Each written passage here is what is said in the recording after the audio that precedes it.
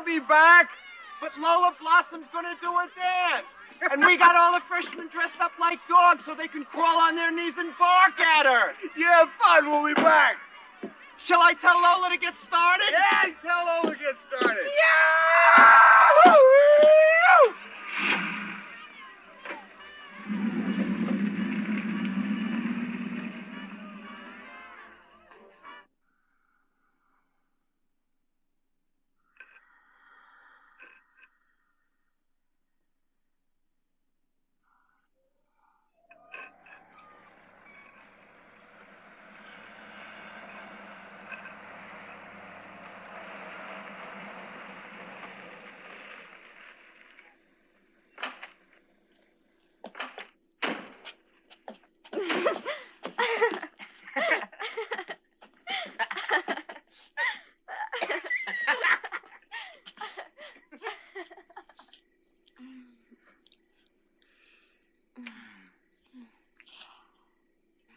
I don't think I'll ever be frightened of graveyards. They're special for us. Hey, it was almost this very spot. Is that why you brought me here tonight? No, that's not why I brought you here tonight. I saw you peeking into the bedroom where Lola Blossom was getting dressed. I wasn't peeking. Well, what do you call it, then? She just left the door open. Go on, Paul. I merely suggested to her that perhaps she should close it. Yes, Paul. I understand.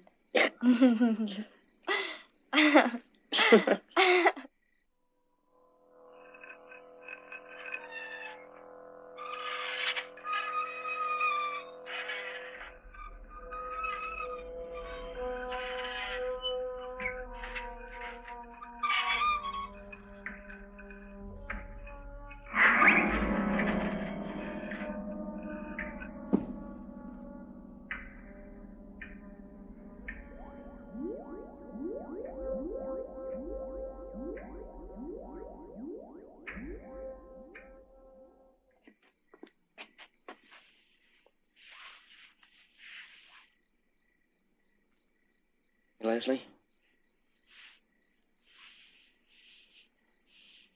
Oh, Paul, it's beautiful. Will you marry me, Leslie? Yes, Paul. Anytime you want me to. I love you. It was my grandmother's. I've never seen anything so beautiful. You know, the only thing I own is this car, and it isn't even paid for yet. We can move into my folks' summer place anytime we want to. It's boarded up since they died. We can make it livable. And it's only 10 miles from here. What was that? We're not the only two out here.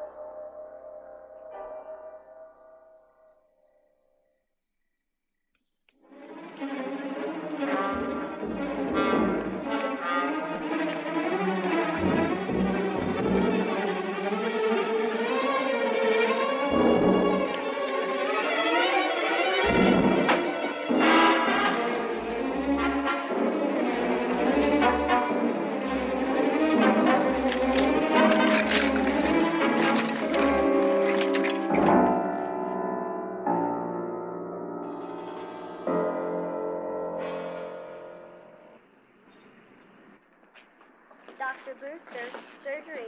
Dr. Brewster, surgery. Hey, Lieutenant. This place gives me the horrors. I am nervous. Is there any way I can have a drink? You'll get your drink, sir. Now just give it to me one more time. I told it to you more than 50 times. Once more, sir.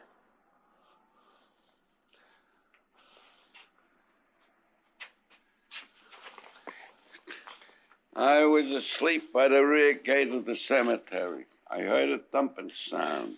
I heard a woman scream. That woke me up. Then I tried to go halfway back to sleep, but the sun was coming on. I couldn't keep my eyes closed. So I got up and walked a bit. And then I saw a dead man. Terrible, terrible. And then another man climbing out of an open grave. Got up yelling and screaming. And I looked down in the grave, and there she was, with her dress up and the rest of her body naked. I started running down, Lieutenant, yelling and running until the patrol car picked me up. And I haven't had a drink since. When you saw the man running, can you remember if the sun had completely risen?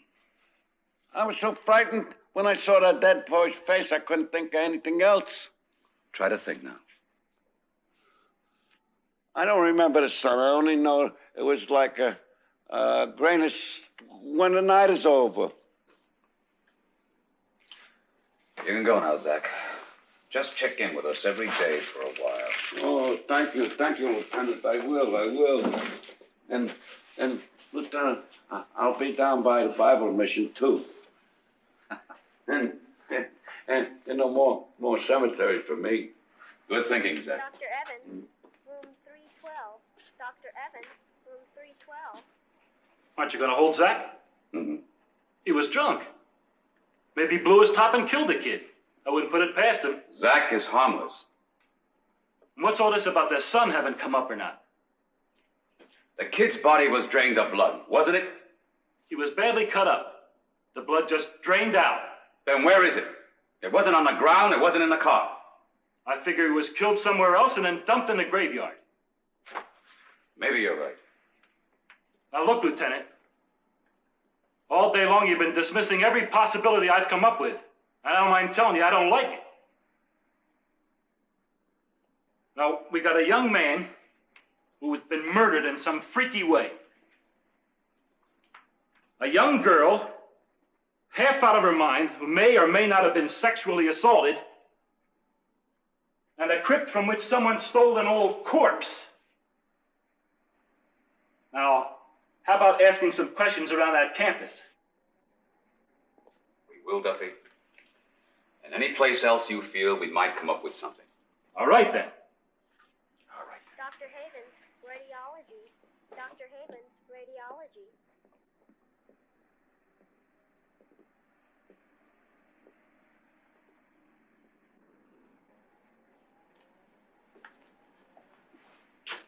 Leslie Hollander was raped, Lieutenant. There are contusions and bad bruises on her back and on her legs. Now, she's gradually coming out of the shock. May I try to speak to her? Well, all right, but just for a few minutes.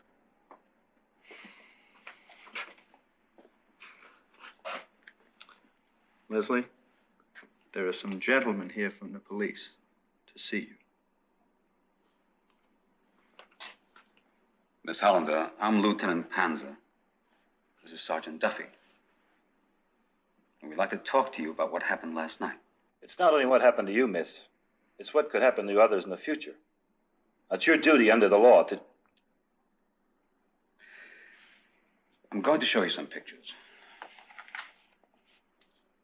Now, it's possible that the man that did this to you is in these pictures. I'm going to hold them so that you can easily glance at each one.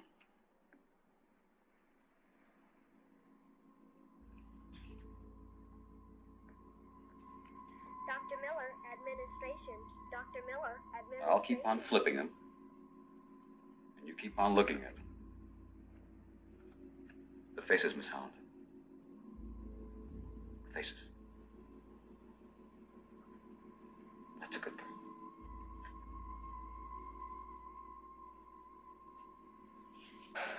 Can't you see she needs rest? Now, Olga, we're not going to hurt Leslie. Come on now.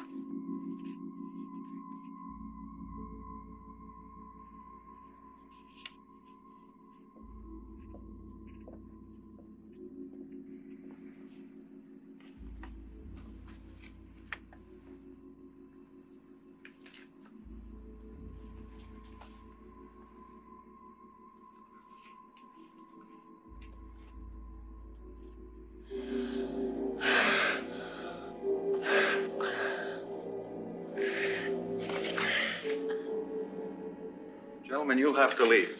Sorry.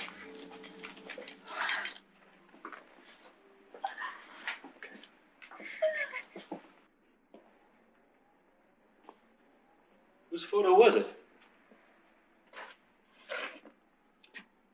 The very man whose corpse is missing from the crypt. Caleb Croft. Last arrest, Boston. Rape. Yeah, really. He escaped the same night they caught him. The chase led through the Boston subway system on foot. He accidentally fell on the third rail, and he was electrocuted. They shipped the body to California and placed it in that crypt. Almost 3 years ago. Just suppose the boyfriend raped her. And just suppose she's trying to give us the runaround. And just suppose the boyfriend committed suicide by running backwards into a gravestone. Lieutenant, you got a great record on the force. You could very easily be up for chief. But just let it be known that you believe that somebody got juiced with 50,000 volts and 3 years later climbs out of his grave, commits a murder and a rape, and then runs off into the sunrise like Bela Lugosi. You'll lose your job, your pension, everything. You've convinced me. Like hell I have.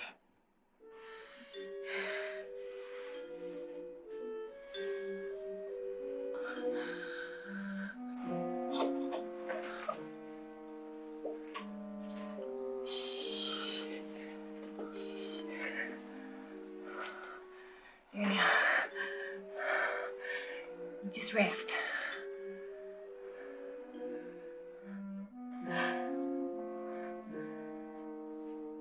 Everything will be all right.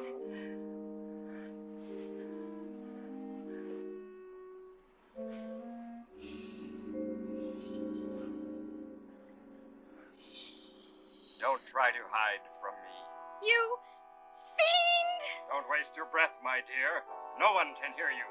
My basement laboratory is soundproof. Why did you bring me down? You know I'm afraid of the dark. I need you for a painless experiment. Within the hour, I will have completely drained you of blood. You're a maniac. You'll never get away with this. Mike will find me. Don't count on it, my dear. And if he does find you, it will be too late. Stay away from me. Please leave me alone. Too late. You should have been more cooperative. No, no. Don't struggle, Susan. Just relax. No, no. Please leave me. Don't touch me.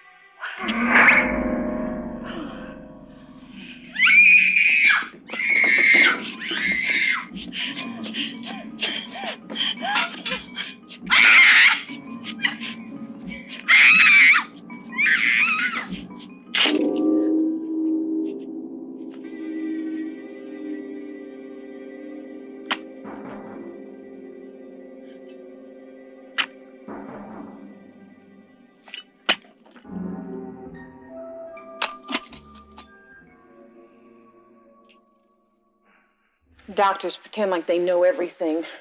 Pills, needles, talk. And the people wither away. The pills help me, Olga. They help you forget you're alive. Olga, I would like to talk to Leslie alone for a few minutes. I've been taking care of Leslie for 24 hours a day, but now I have to leave for a few minutes. It's all right, Olga. My husband died from pills.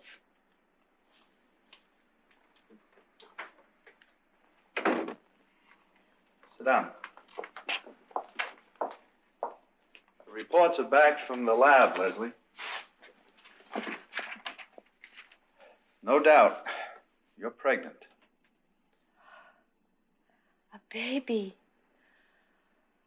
Paul's baby. Leslie, listen to me. I'm asking that you have an abortion. Why? Leslie, what's growing inside of you isn't alive. Your body is nourishing it, giving it blood and oxygen. But when it leaves your womb, it'll be dead. There must be some mistake. There's nothing wrong with my baby. I'm healthy, and Paul was healthy. You don't know everything. Olga was right. Leslie, I've been your doctor most of your life. Now, there's no mistake. What's inside your womb isn't a human being. It's a parasite. It'll drag you down and it'll kill you. Now, we must take that parasite out of you. My mother used to bring me here. All those old people in the waiting room. None of them ever got better. Now, Leslie, you know better than to talk like that. You won't touch my baby. It'll be born healthy, and you won't even be there. Olga! I know what you're going to try to do, and I'm not going to let you. Olga! Olga, take me away from here. We're not going to see any more doctors. Come on, baby. Leslie, please. Come on now. Leslie!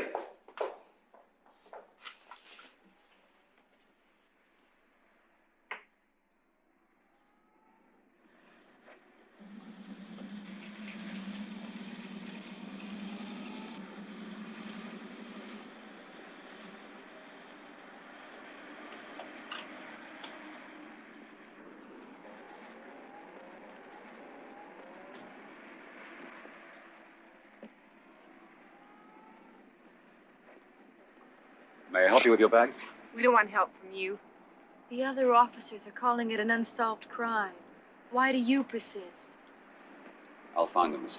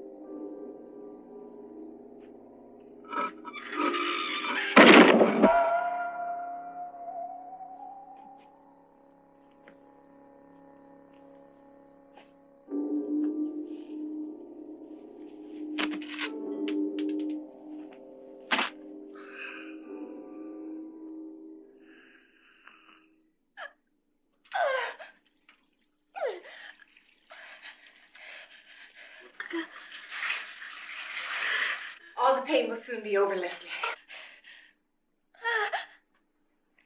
Dr. Ford said this baby wasn't alive, but you proved him wrong. And your baby kept growing inside you. Now it wants to be born. Oh, I can feel it coming.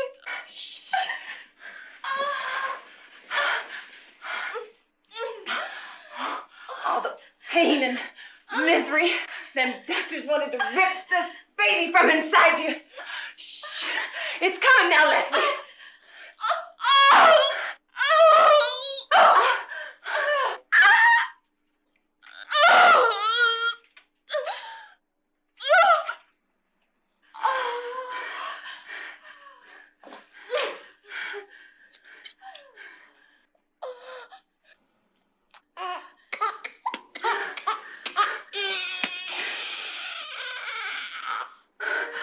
It's a boy. Oh, Leslie. It's a good, happy boy.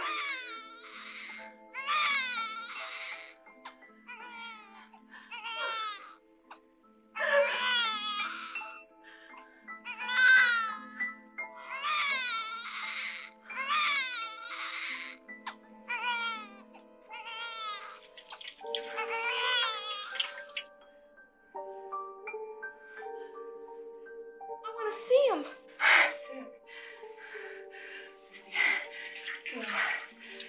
I want to see Paul's baby. Why don't you bring him to me?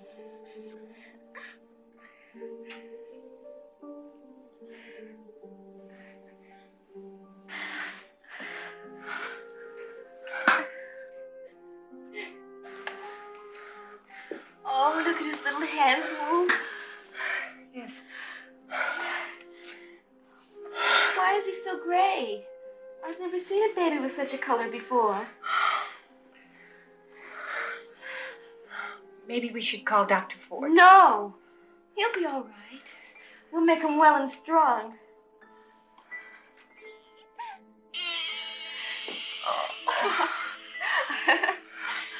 Oh.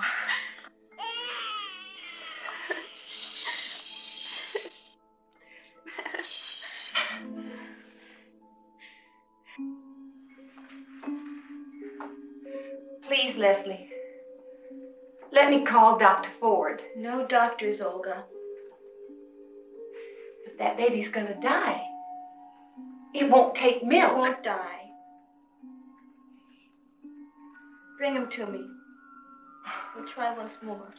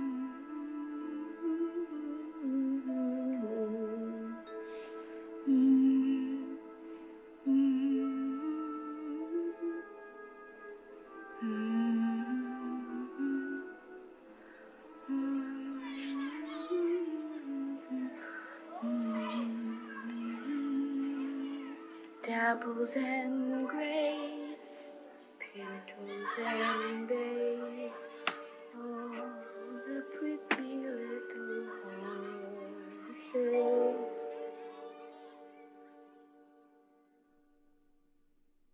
My mother found it difficult to tell me that I wasn't like other children. I could never share life with whole human beings.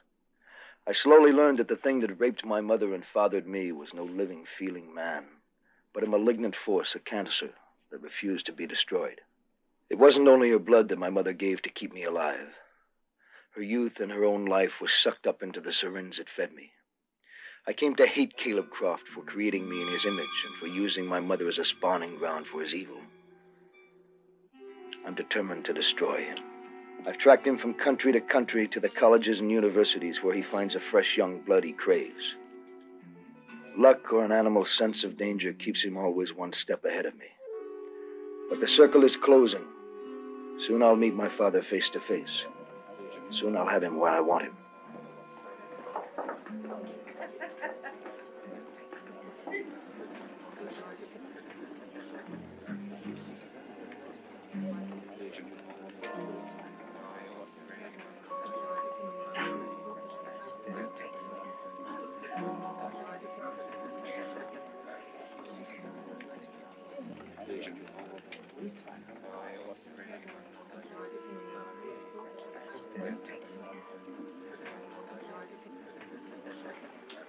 Is this Professor Lockwood's extension course on folk mythology and the occult?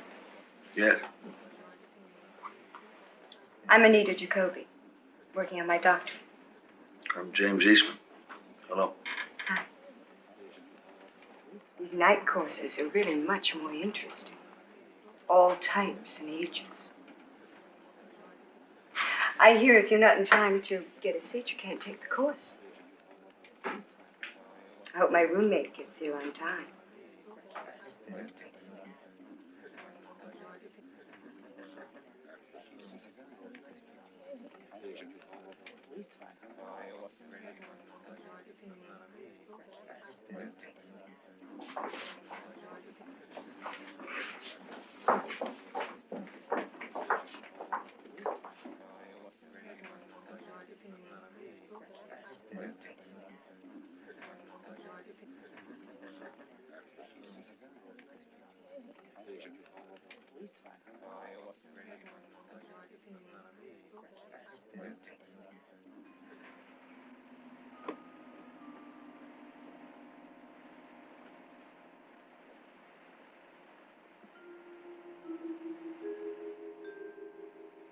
Sarah. Sarah.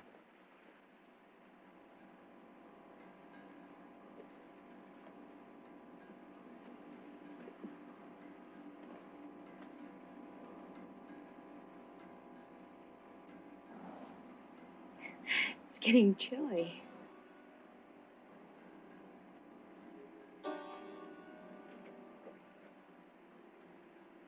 I have a place we can go to.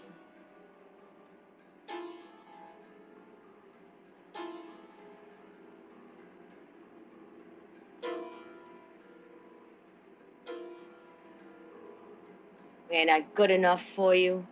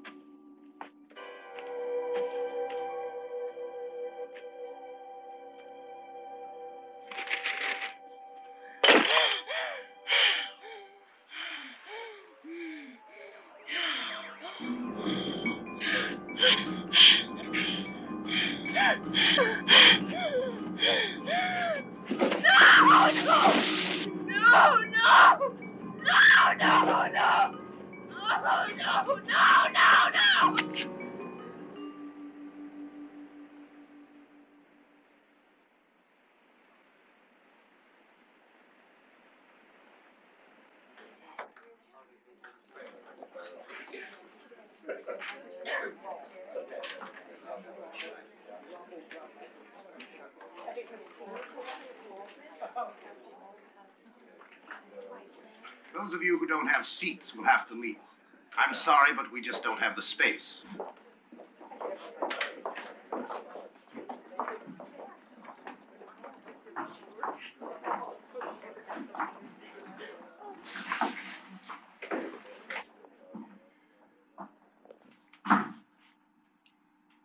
I know that some of you are lawyers, teachers, bored housewives with nothing better to do with their evenings. But with any luck, a few may learn something. My name is Lockwood. Professor Adrian Lockwood.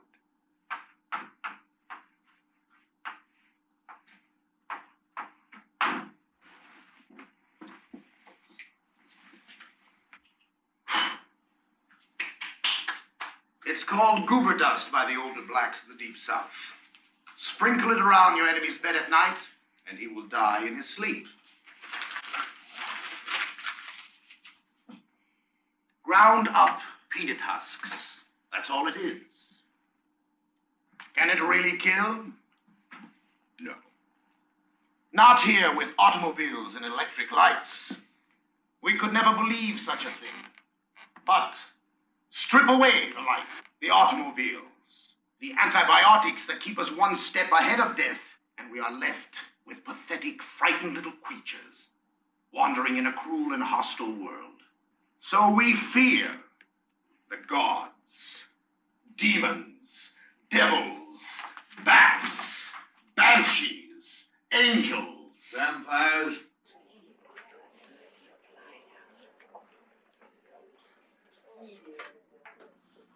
Yes, as a matter of fact, vampires. It is those answers born out of fear, that we are here to study. It's interesting that you should all turn out here tonight in overflow numbers.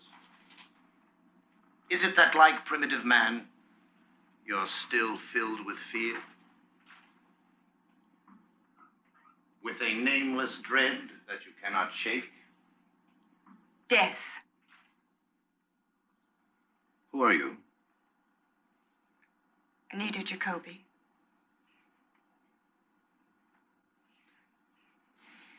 Death has been the chief dread. The one obsessive preoccupation of man since he first crawled from the caves.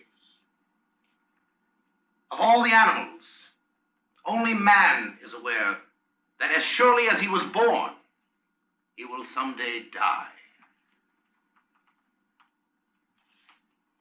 The individual who can inflict death has the complete respect of the other man. They are in awe of him. Death is also very beautiful. Some loved ones we have seen in death never looked more peaceful, more serene. What is your name? Anne Arthur. I'm an instructor in English literature. I'm sorry if the subject frightens you. Sure no one holds you responsible, Professor. Ah, the voice interested in vampires. Yes. I plan a paper on Charles Croydon. Charles Croydon is not generally known. Perhaps you would care to share your knowledge with the rest of the class. Thank you. He was a 17th century English nobleman. It is said that he and his wife were vampires. They were hunted by the Church of England. They sought refuge in a small Puritan settlement in Massachusetts. Croydon was responsible for a series of gruesome murders near Salem. His wife was, in fact, burned as a vampire in 1846. But Croydon was never found. Then if we are to accept the traditional legend that vampires can only be killed by the ritual of the wooden stake through the heart, Charles Croydon must still be alive today. But why must he hide? A vampire with all the awesome, terrible power of Satan. All the black arts at his command. Why must he be forced to scurry like a frightened rat? But as a vampire, what choice would he have? He would have to protect himself against the anger of righteous people. You would think the man's personality would compel him to stand up, to terrify all the puny mortals around him, and not to hide in dark holes behind assumed names. Like Caleb Croft. Who's Caleb Croft? Even I know the answer to that one, Professor. Well, let us hear it. Caleb Croft was a murderer and a rapist, accidentally electrocuted in the late 30s. His body mysteriously disappeared, and a police officer believing Croft to be a vampire was found near Croft's burial place, dead, drained of all his blood. These facts are all published in a book that links Caleb Croft and Charles Croydon. What book is that? Let me see. Oh, yes, it's called The Mysteries of New England. But there weren't many copies made. You seem very interested in the Croft case, Professor. Yes, I am, Mr. Eastman. James Eastman. Mr. Eastman, if you remain in the class long enough, you too may develop an interest, more than you bargained for.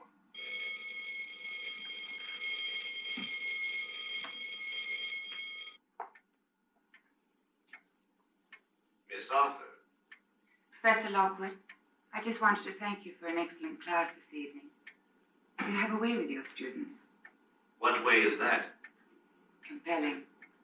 Students often drift during my lectures. They are fools. Come closer, Miss Arthur. Into the light.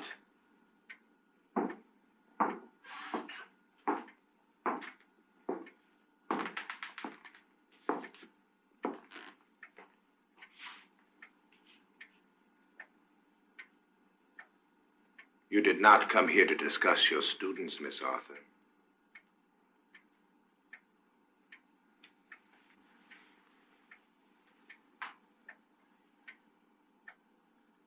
At first, you reminded me of my dead wife, Sarah. But then I went beyond that.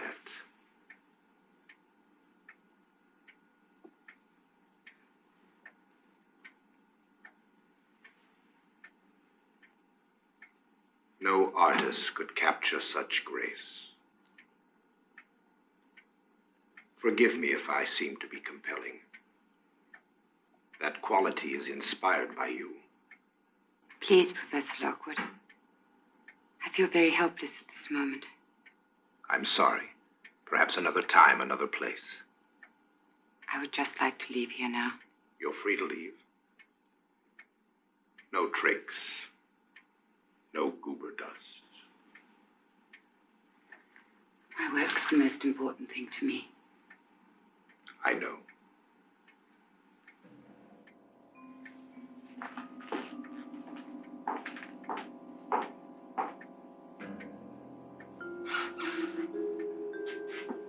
Good night, Miss Arthur.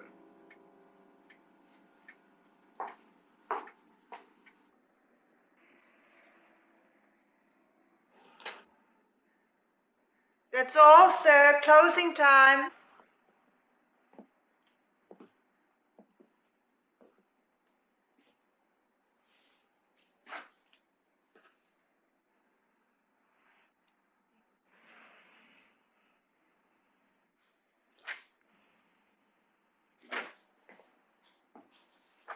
You have to leave now.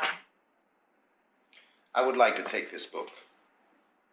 Oh, no, that's for reference only. I couldn't let that go out. I drove all the way from the university hoping to find a copy. It's vital for a lecture I have planned. I'm Professor Lockwood. Professor Lockwood? Yes. May I borrow it for a day or two? I have to close up now.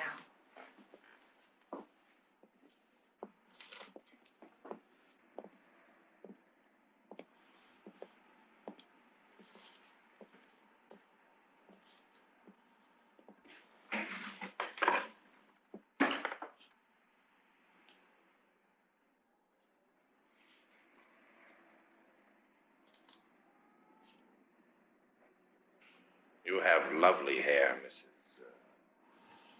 Fenwick. Miss Fenwick. Miss Fenwick. I was a photographer's model once.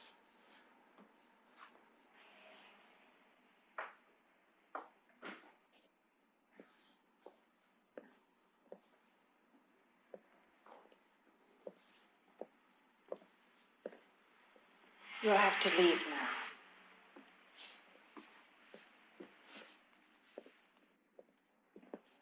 The book, Miss Fenwick? The library has very strict rules. I can't make any exceptions. You led me to believe that I could take it. I did not.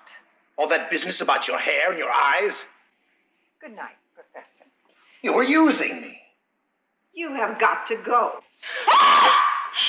Using me. Using me.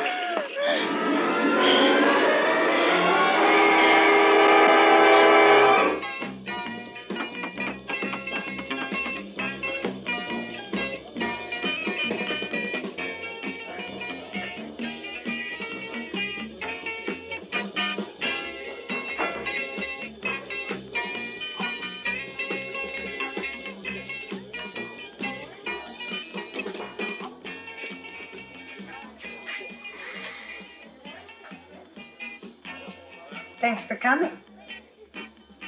Can I get you a drink? No thanks.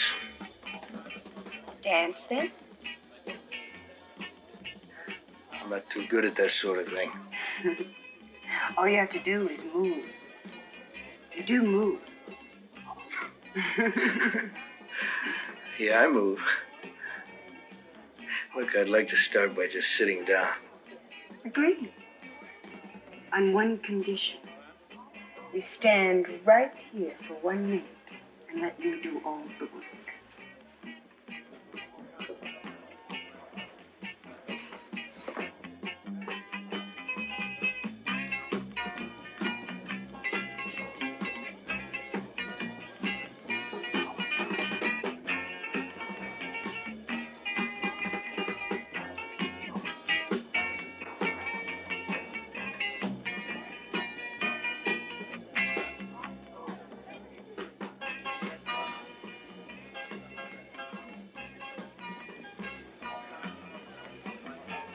I don't get you. There's nothing to get. James is playing heavy tonight. It's all right. I'll go any route you want. I want to show you something.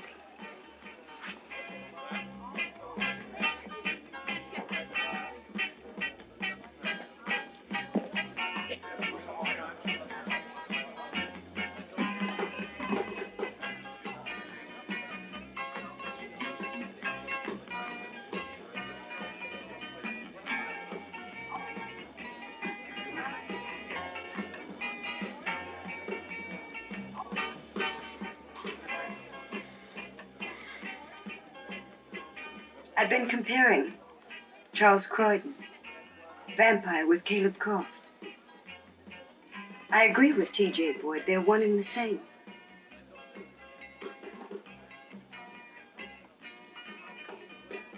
But I think that you know more. Or Professor Lockwood knows more. Or you know something about each other.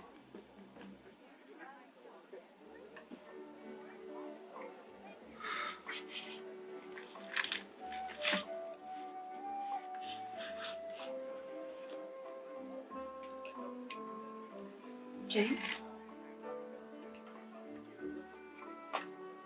I can't help you. You're like Croft. Or Croydon. I'd swear you were a vampire if I hadn't seen you walking around in the sunlight. You're unattainable.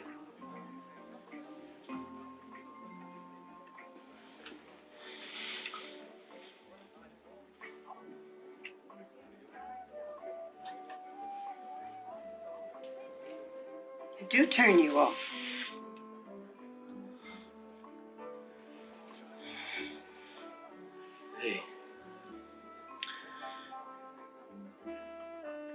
Sorry.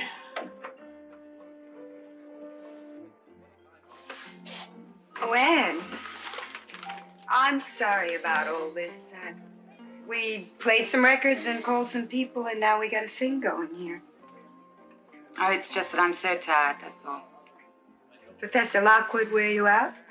Sounds as if you've been hearing some gossip.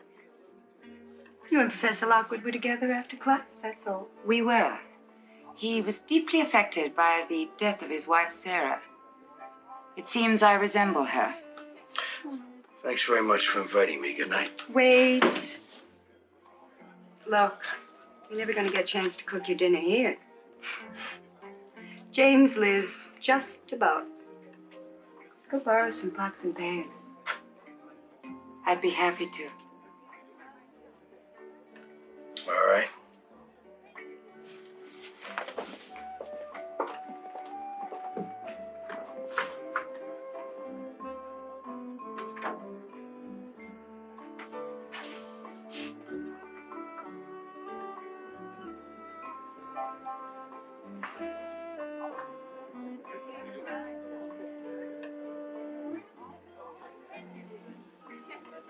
Sarah.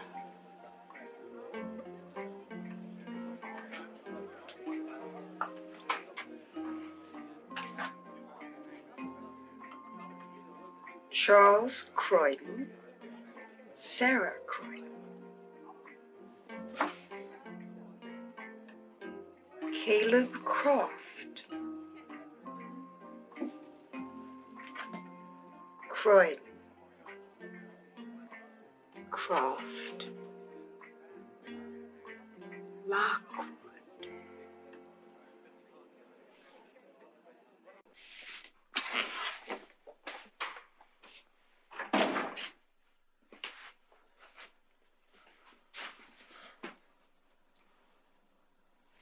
There's a pot. Can I fix you some spaghetti? No, thank you. Some Chianti, then? All right. Do you have a corkscrew? Yeah.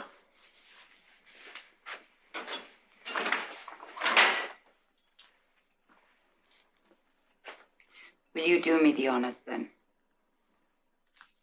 Pleasure.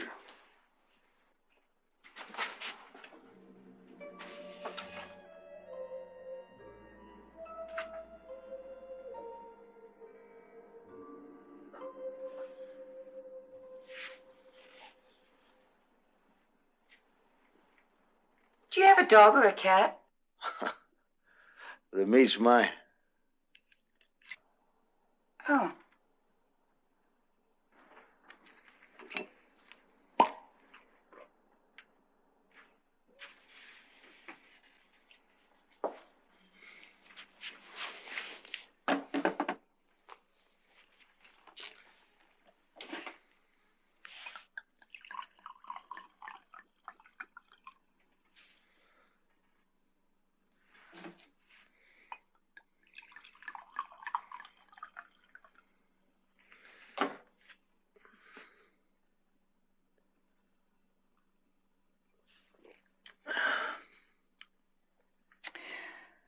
I guess the next logical question is, how come we're not 20 years old and playing the bongo drums downstairs?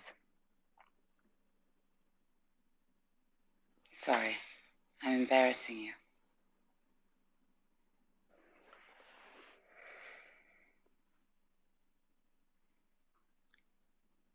Oh, I don't feel like stuffing myself with any damn spaghetti.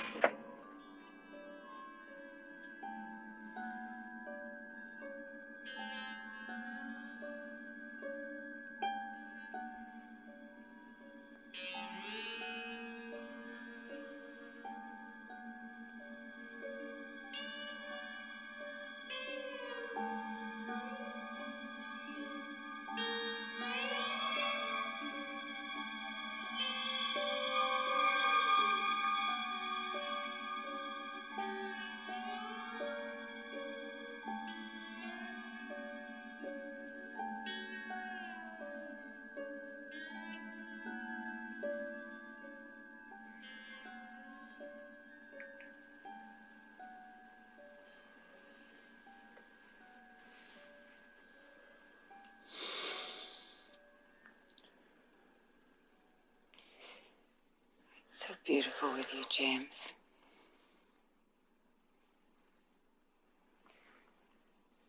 I hope you don't think I'm always so aggressive. I don't.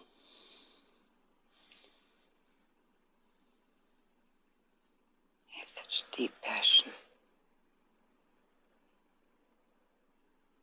Such wonderful passion. So silent all of the time.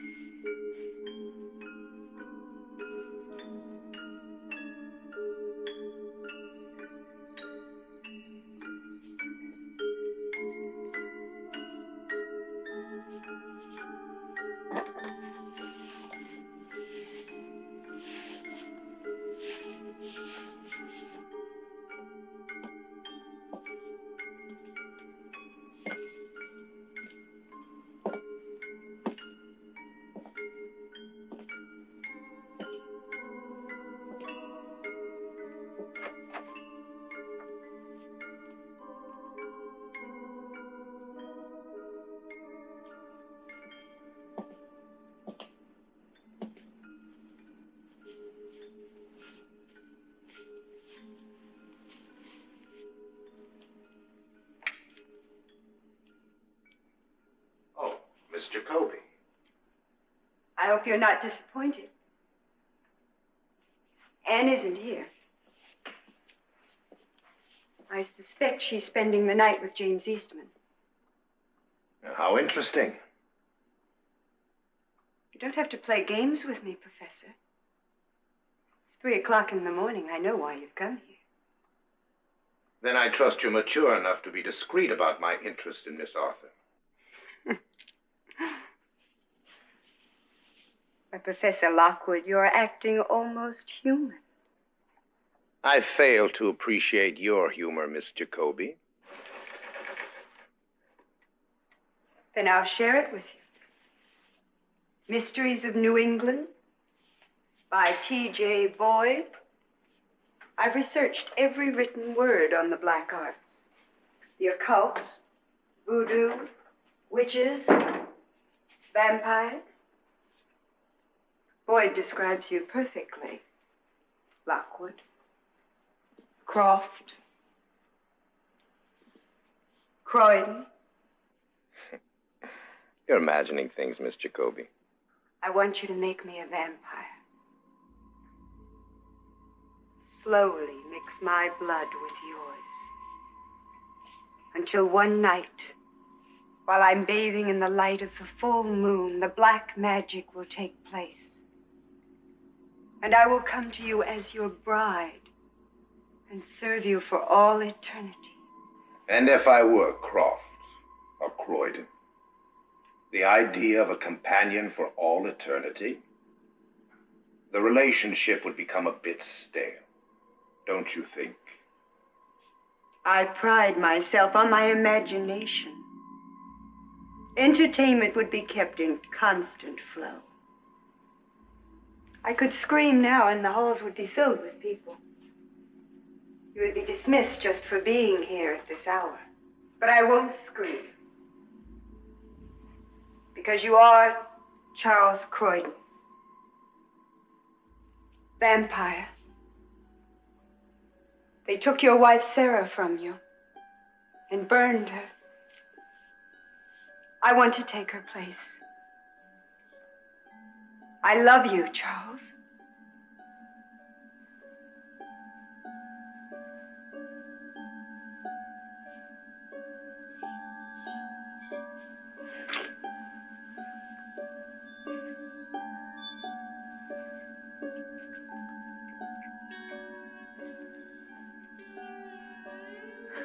Please take me, Charles. Take me.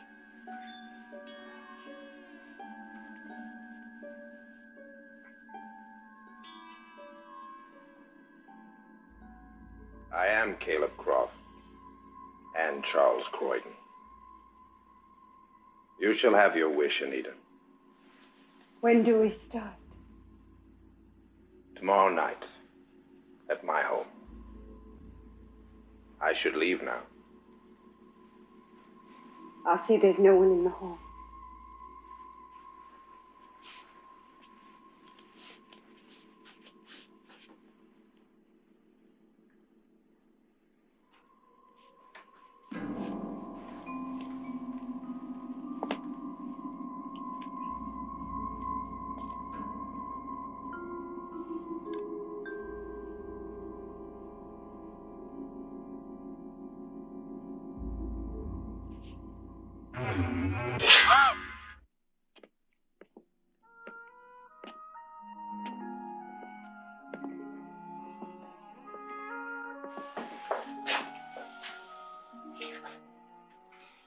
I don't expect you to act in any particular way.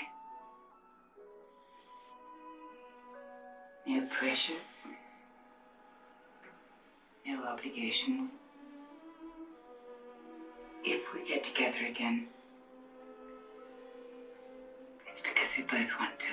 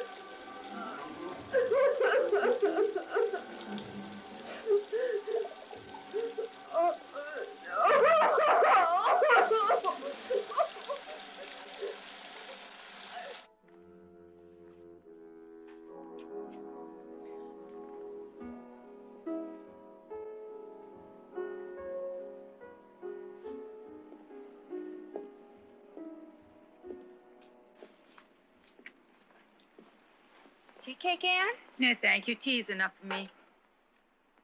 God, if I found Anita like that, I'd be in a straitjacket. But here you sit, sweet as cream, ready for tonight's seance. Oh, I guess it must be English fortitude. Cake is so delicious. I can't believe dead people haven't found a way to eat it. After all, they're just like us, only crossed over, I mean. Do you think Professor Lockwood's really going to make contact tonight? I can't say it's impossible. I'm so glad you feel that way. Sam says I'm too emotional about these things. But nobody could accuse you of being too emotional. Well, I didn't mean it like that. I'm sure you can be very emotional when you want to be. It's just that you're usually so cerebral. But me, I'm a mystic. Sam says I eat too much to be a mystic, but look how fat Buddha was. Is Sam inside? Yes. He's still poking around. I'll die if Professor Lockwood comes back and finds him looking under rugs for loudspeakers and hidden wires. Find anything? The house seems legit. But to afford it, he's got to be a syndicate bagman at least. It's going to be genuine, I know it. Look, Carol, just because I couldn't find anything doesn't mean it's not here. Sam, don't spoil things tonight. I promise not to smoke, drink, or use abusive language. I came here for a spook show, and I'll cooperate. But that doesn't mean I have to believe it. You know, Carol's been 3 inches off the ground ever since Anita and that librarian got it. Both bodies drained of blood. It must have been a vampire. Look what I bought. Me, Carol Moskowitz. I'll put my trust in a .45 automatic. But you promised to go along. Okay. Mine is not the reason why. Mine is just to do or die.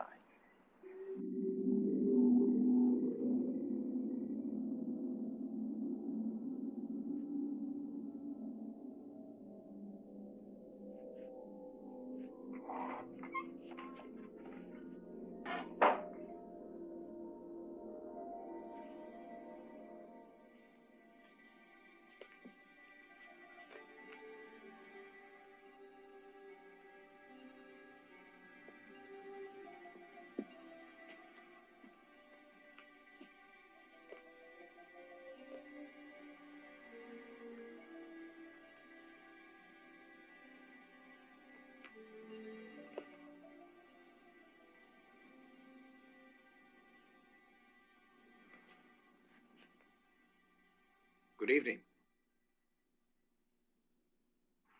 I took the liberty of dismissing the servants. Their very presence in the building could be distracting. You make a groovy medium, Professor. It is not I who will be the medium. Who then? Anne? Why, Anne? Because it is you who is most qualified. Oh, yes. If you remember our conversation one evening after class. I remember. I was testing your ability to submit to suggestion, as I have tested each one of you. And I have found you to be the most developed of all my students. I don't believe a word of it, Professor. Passion in any direction is welcome here. I promise you, Sam, that if you just try to cooperate, you will have a total experience this evening. You can't ask for any more than that, Sam. No. We will all sit at the table. Miss Arthur?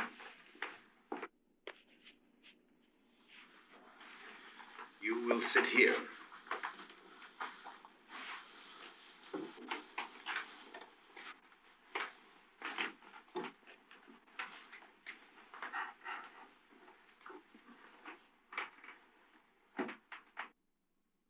Now remember, there is nothing to know, and nothing that we are obliged to do, except to join hands and to relax. Relax. Now, if you sit back in your chairs, close your eyes, dismiss everything from your minds. Everything. Our bodies are relaxed, and we will bring all our thoughts to one central part of our brain, then to our shoulders, our arms, our hands, one into the other, until our minds merge slowly, one into the other,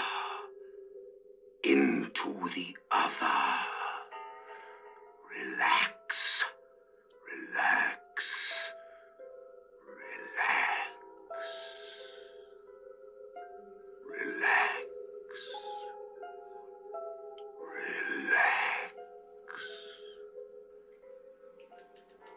There is one who is still fighting. One who needs further help. Come on, Sam, you promised. I'm not doing anything, I tell you. Now try. Try.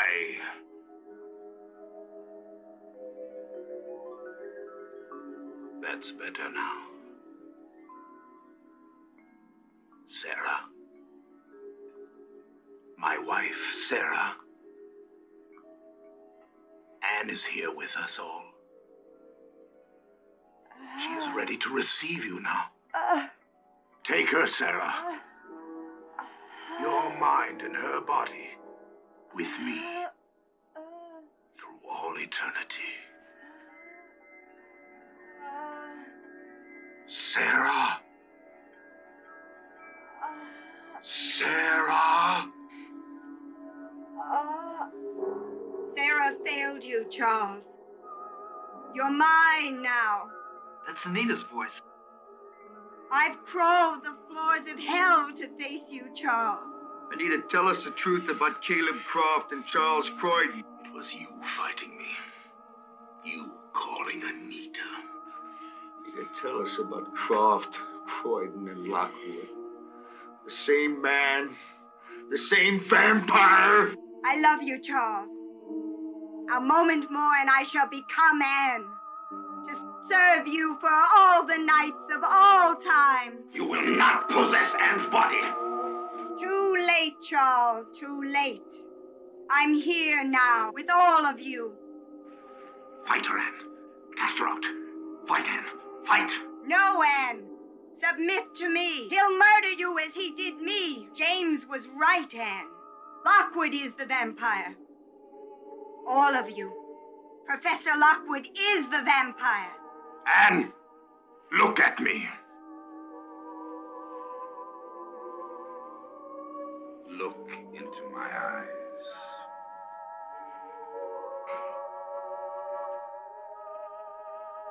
Cast Anita out, Anne. Cast her out.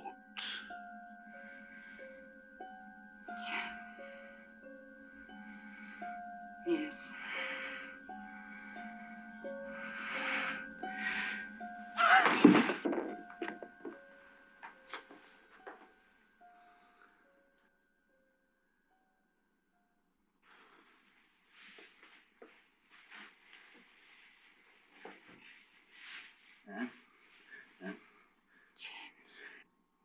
It's all right now. Anita is gone.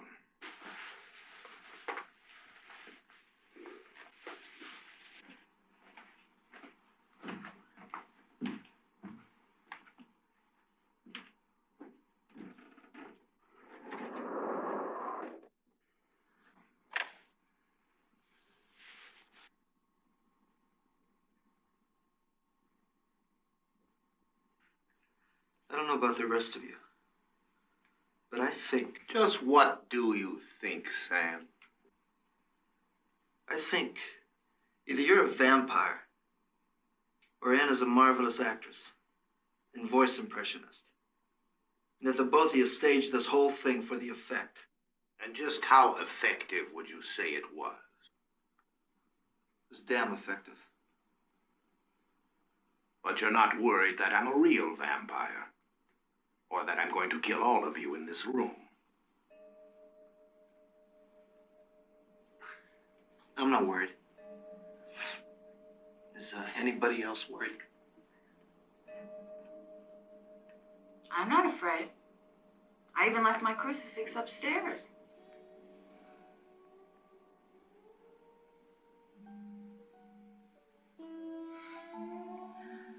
You remember what you said about us getting together again?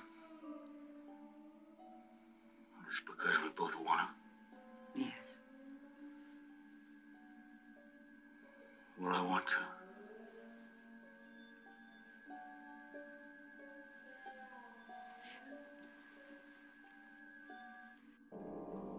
I've locked all the exits. I am Charles Croydon.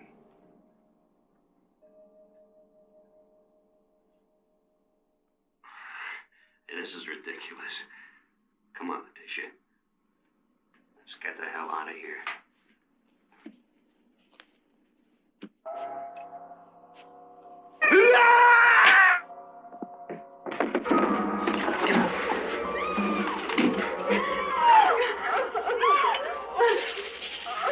I don't know what the hell's going on here, Professor. But one more step and I'll shoot.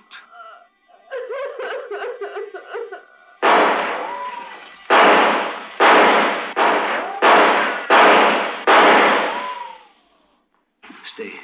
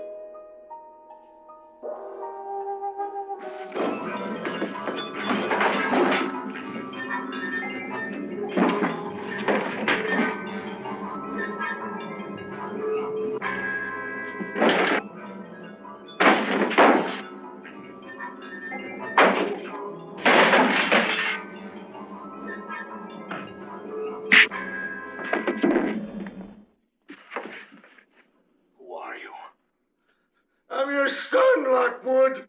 Your son conceived in a grave. The night Caleb Croft rose from his crypt.